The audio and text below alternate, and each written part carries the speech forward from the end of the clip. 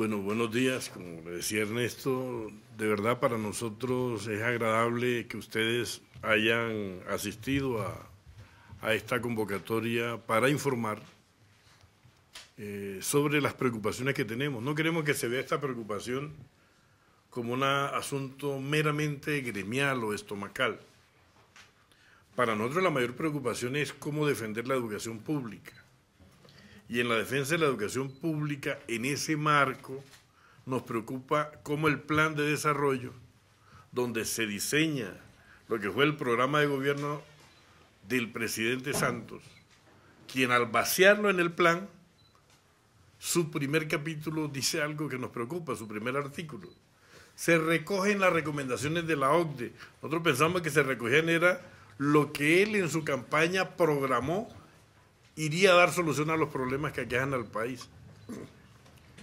Entrar al club de los ricos es una meta que el presidente se ha trazado.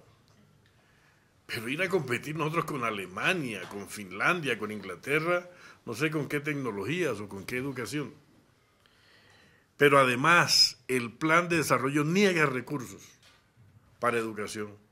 Desaparece la figura del preescolar, que es el cimiento de la educación de calidad.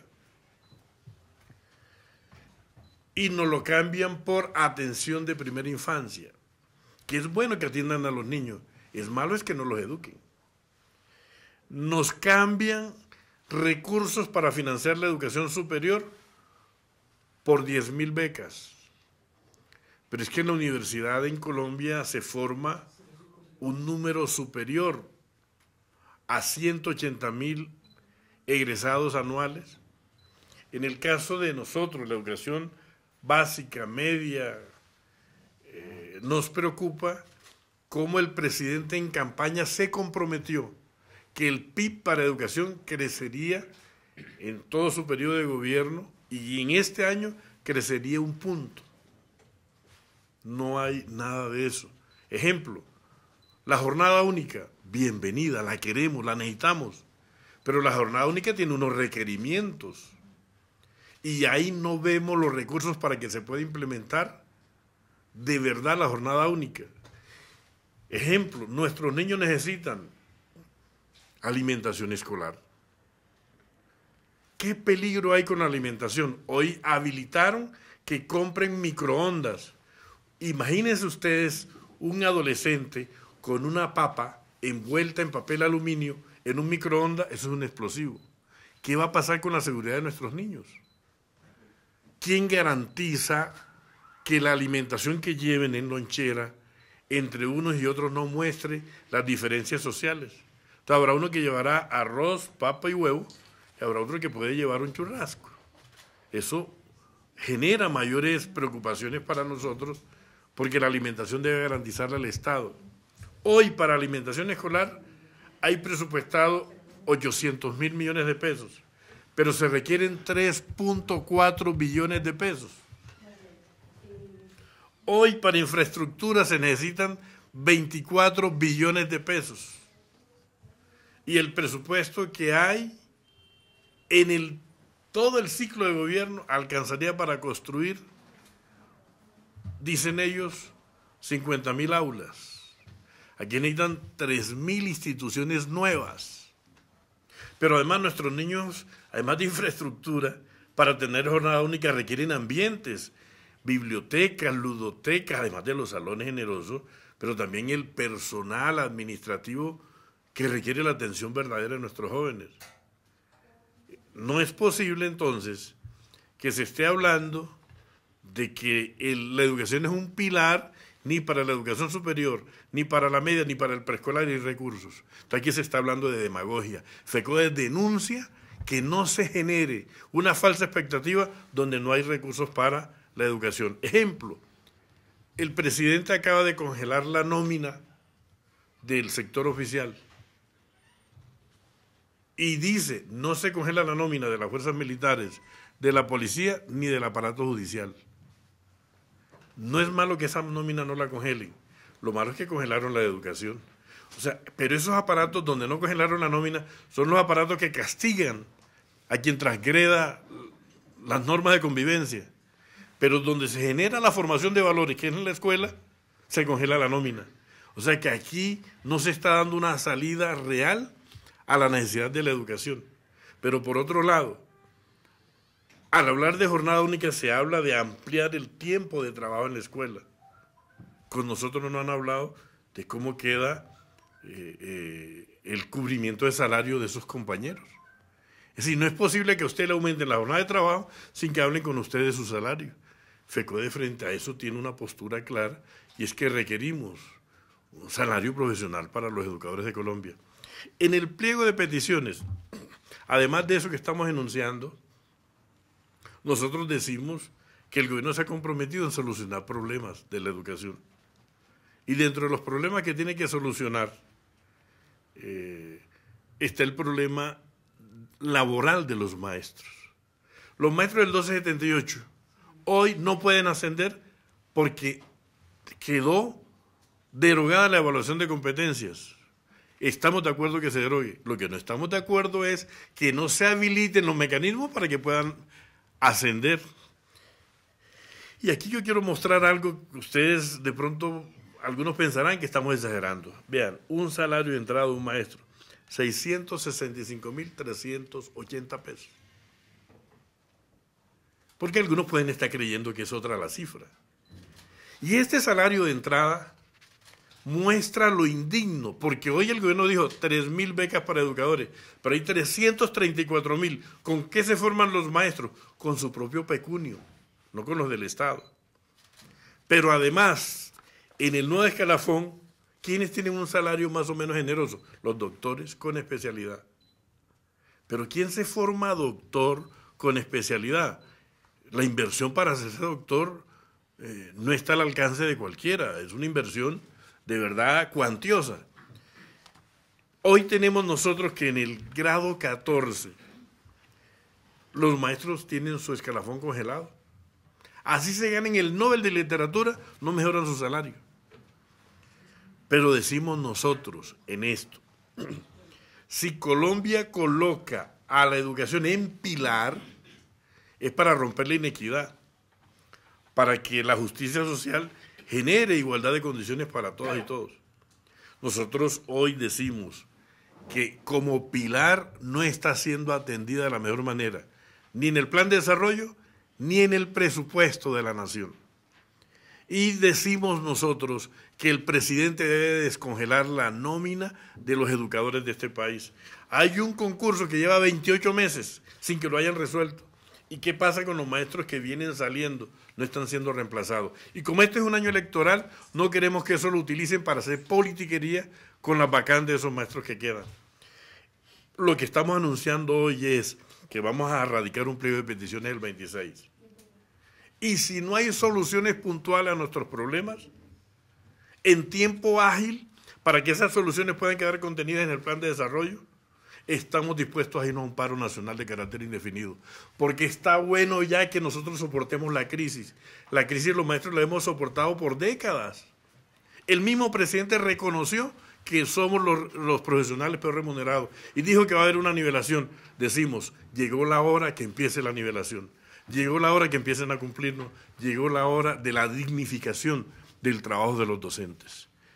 Por eso esta rueda de prensa es un anuncio al país de la disposición que tienen los maestros de Colombia y lo anunciaremos en las calles de todas las capitales el 26, lo anunciaremos en las calles de Bogotá.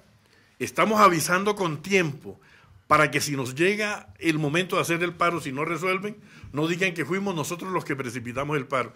El paro se dará si no hay soluciones puntuales a los problemas que nosotros vamos a hacer de nuestro pliego el objeto de la negociación. Y vamos a negociar porque la ley así lo pide. Entonces esperamos que el gobierno cumpla lo que la ley ordena, que el gobierno cumpla sus compromisos, que el gobierno le dé el trato digno que merece la educación y los educadores. Eran como lo general que queremos plantear de por qué estamos anunciando lo del 26 y nuestra disposición al paro si no hay soluciones de fondo. El 26 va a haber una jornada nacional de acompañamiento a la federación, una jornada nacional de protesta. No habrá normalidad plena, habrá parcialmente normalidad. pero también les decimos que ahí nos asiste el derecho constitucional de libre asociación. Profesor, dentro de lo que usted decía con respecto a la formación de docentes, hay 3.000 becas con crédito condonable para los maestros. Eso, con el bajo ingreso que tienen los educadores, como usted lo ha manifestado, ¿es una política que ustedes consideran pertinente? Vea, el título de becas es un engaño, es un crédito condonable. Si el maestro no puede concluir los estudios, si el maestro no llega a los puntajes requeridos, paga el crédito. Ejemplo, si una maestra sale embarazada cercano a la terminación de los estudios y no puede concluir por razones de su embarazo, tiene que pagar el crédito. Lo mismo le pasa a las becas de los pilos. Si un pilo no puede terminar los estudios, sus papás tienen que pagar el crédito condonable. Entonces, que aquí no se haga demagogia a nombre de una cosa haciendo otra. Aquí se está haciendo una inversión para el capital financiero, para la formación. Nosotros lo que queremos es que el Estado haga la inversión para actualizar a sus docentes, para recoger a los pilos, pero de verdad generosa, y eso sería con una universidad pública. La relación entre el Plan Nacional de Desarrollo y el pliego que ustedes presentan cuando el plan tiene recortes de más de 20 billones de pesos con respecto a la caída del precio del petróleo. Nosotros entendemos que el país está haciendo unas medidas de prevención fiscal. Por eso el recorte de los 6 billones. No es que no los tenga, es que se previene de no invertirlo por si sigue habiendo caída, si se sigue profundizando el problema del modelo neoliberal. O sea, no es que el Estado no tenga con qué, es que el Estado está acometiendo medidas preventivas fiscalmente. Y está bien que lo hagan, pero usted no puede recortar los recursos para la formación de sus jóvenes, de sus niños, a costa de una previsión económica. El pliego de nosotros, el gobierno se comprometió a nivelación, el gobierno se comprometió a jornada única, el gobierno se comprometió a que Colombia sería la más educada, que invierta. Así como se invierte en las carreteras, en infraestructura, así como se invierte en la nómina del aparato militar, así como se invierte en el pago de la deuda, la mejor inversión que haría el Estado sería en educación. Pero, ¿cuál sería, en este caso, específicamente la promesa incumplida? El gobierno les dijo, vamos a hacer una nivelación en 2015, o sea, el 2015 es el año de la nivelación, y ustedes no lo ven reflejado en el plan de desarrollo. ¿Solamente ese reflejo o ya les dijeron no lo vamos a hacer? ¿O ustedes lo deducen de las inversiones que están planteadas allí? O sea, cuando nosotros estudiamos el presupuesto vemos la viabilidad. Y como están las cosas hoy, no es viable. Por eso nuestras protestas serán antes de que concluya los ajustes del plan, para que lo que se comprometan no sean promesas inviables, sino que puedan hacer los ajustes en el plan de desarrollo. Por eso nuestra decisión es que en el mes de marzo tenemos que darle solución a las exigencias de la Federación. Profesor Rubén, hay muchas entidades o muchos críticos con el tema de que ustedes siempre anuncian de pronto un paro, una movilización, al igual que otros sindicatos, como lo que está pasando con los camioneros.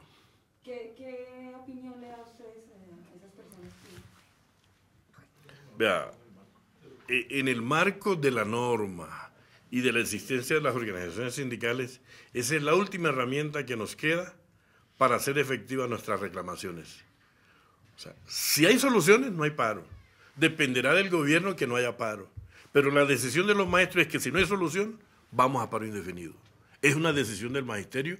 Hemos hecho las asambleas en todo el país y ustedes van a verlo el jueves, que el magisterio tiene decisión, que llegó la hora que se resuelvan nuestras exigencias para que se dignifique nuestra profesión. ¿Hay alguna articulación con padres de familia, con la MANE y con otros sectores y niveles educativos? Porque no es solo la básica y la media la que está en crisis. Es decir, la educación superior hoy tiene dos actores, son los profesores universitarios y la MANE. La educación secundaria tiene también sus actores en el profesorado y los estudiantes. Pero es que nosotros el 26 vamos a radicar el pliego en el ministerio de los educadores, el Ministerio de Educación, pero de ahí marcharemos hasta la Plaza de Bolívar para al lado de los estatales radicar el pliego de los estatales, porque el salario de los estatales se discutirá en la mesa de todos los estatales, ahí estaremos. Pero el tema de FECODE, el tema de la educación, lo discutiremos con el Ministerio de Educación Nacional.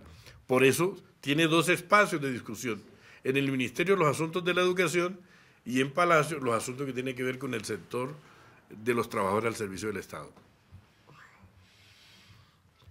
¿Qué más incluye ese pliego de peticiones, profe? La nivelación y qué otros? Bueno, hay un incremento que es de ley, pero aquí hay una cosa que es bueno que ustedes conozcan. Somos el sector más victimizado.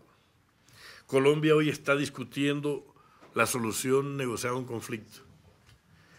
Aquí tiene que darse un proceso de paz real y la escuela allí tendrá un papel que cumplir. Creemos que nosotros podemos aportarle, pero una paz con justicia social, una paz reconociendo derechos, una paz con inversión.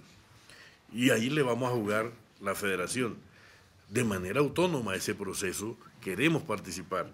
Pero por otro lado también queremos decirles que en el pliego está el tema de la carrera docente.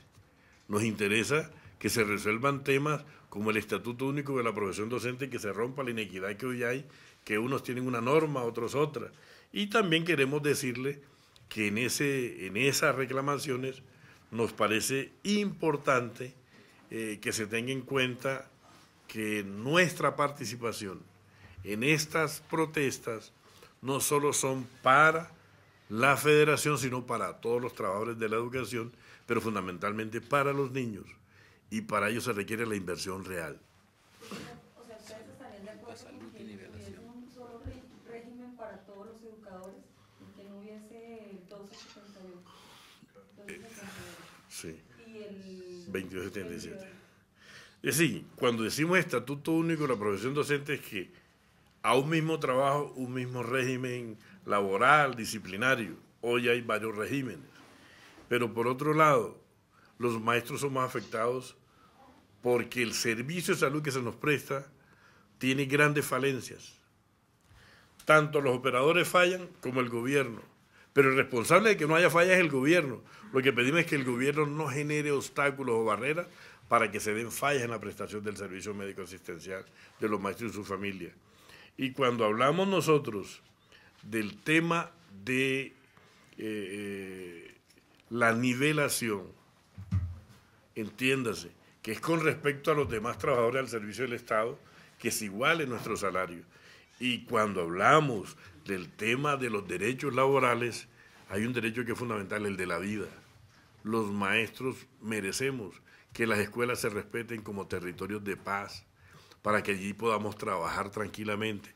Ustedes son conscientes de todo el tema que hoy se viene dando con la extorsión al magisterio. Es masiva, es generalizada la problemática. Se le ha denunciado al gobierno y no se han tomado las medidas que conduzcan a darle solución a ese tema. Entonces creemos que la escuela merece que sea respetada como territorio de paz. ¿Tienen cifras de la pérdida del poder adquisitivo del salario de los maestros? Sí.